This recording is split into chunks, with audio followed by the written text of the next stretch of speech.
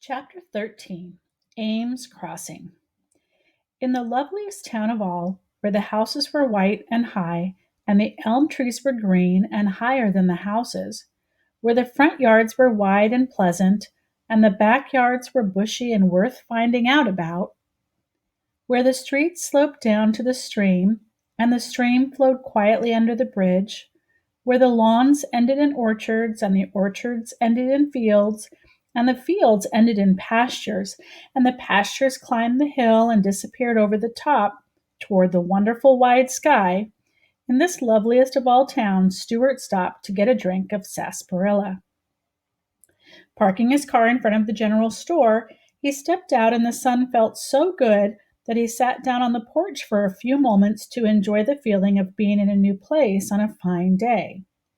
This was the most peaceful and beautiful spot he had found in all his travels.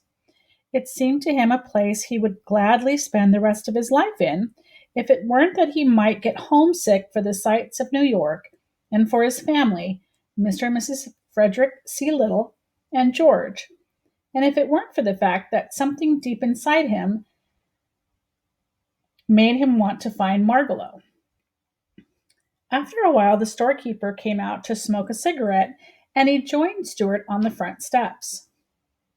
He started to offer Stuart a cigarette, but when he noticed how small he was, he changed his mind. "Have you any sarsaparilla in your store?" asked Stuart. "I've got a ruinous thirst." "Certainly," said the storekeeper. "Gallons of it.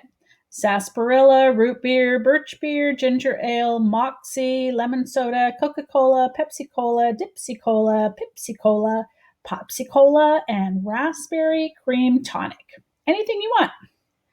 "Let me have a bottle of sarsaparilla, please," said Stuart, "and a paper cup." The storekeeper went back into the store and returned with a drink.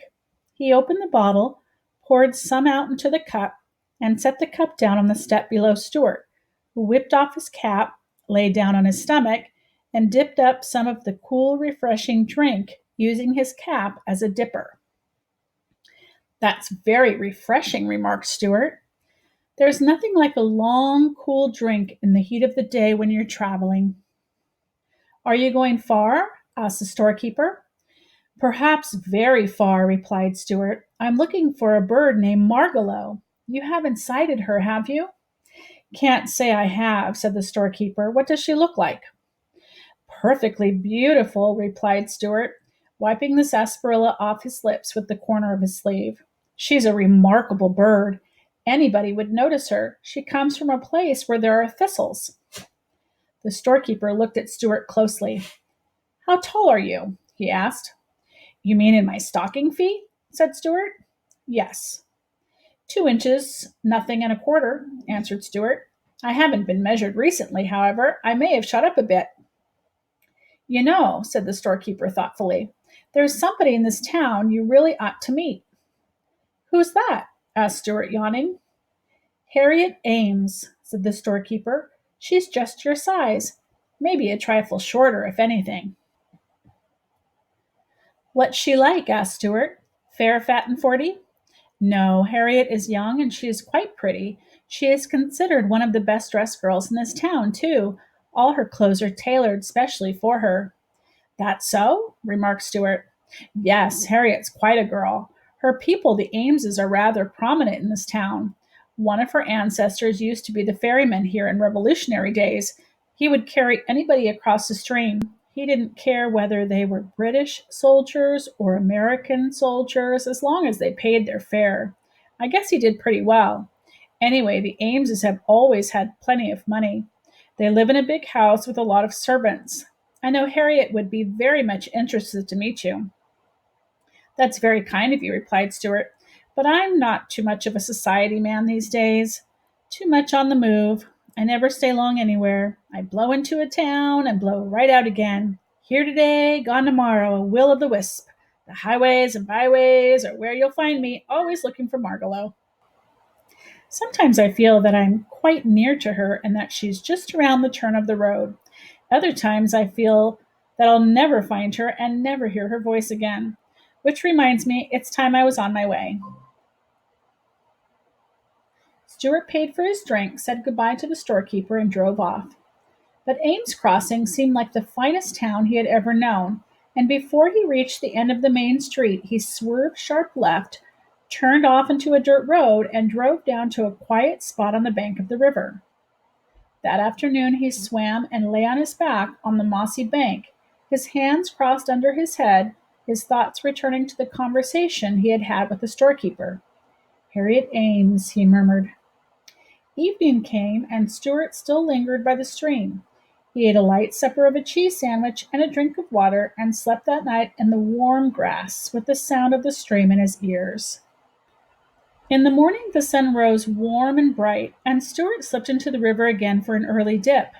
After breakfast he left his car hidden under a skunk cabbage leaf and walked up to the post office. While he was filling his fountain pen from the public inkwell, he happened to glance toward the door, and what he saw startled him so that he almost lost his balance and fell into the ink. A girl about 2 inches high had entered, and she was crossing the floor toward the mailboxes. She wore sports clothes and walked with her head held high. In her hair was a stamen from a flower. Stuart began to tremble from excitement. "Must be the Ames girl," he said to himself, and he kept out of sight behind the inkwell as he watched her open her mailbox, which was about a quarter of an inch wide, and pull out her letters. The storekeeper had told the truth. Harriet was pretty. And of course she was the only girl Stuart had ever encountered who wasn't miles and miles taller than he was.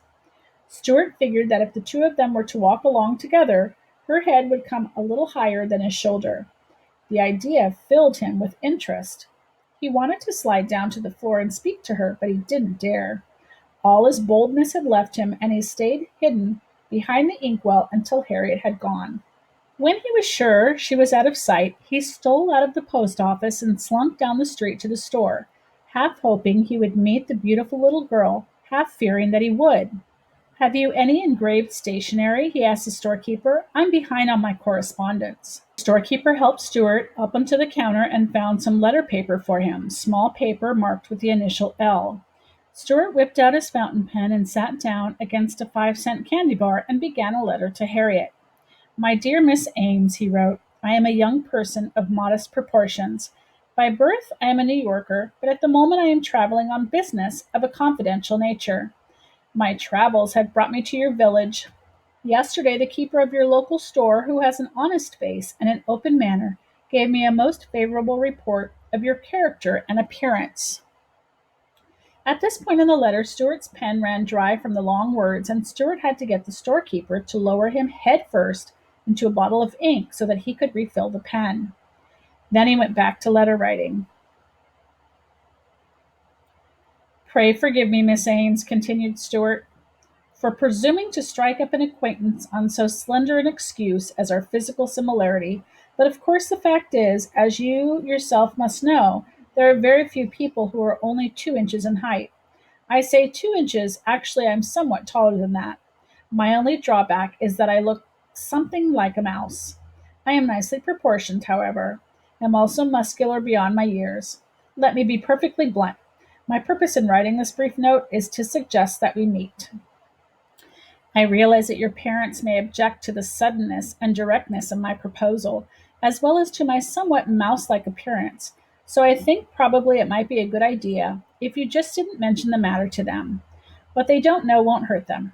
However, you probably understand more about dealing with your father and mother than I do, so I won't attempt to instruct you, but will leave everything to your good judgment. Being an outdoors person, I am camped by the river in an attractive spot at the foot of Tracy's Lane. Would you care to go for a paddle with me in my canoe?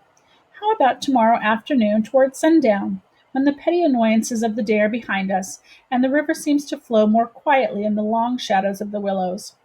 These tranquil spring evenings are designed by special architects for the enjoyment of boatmen.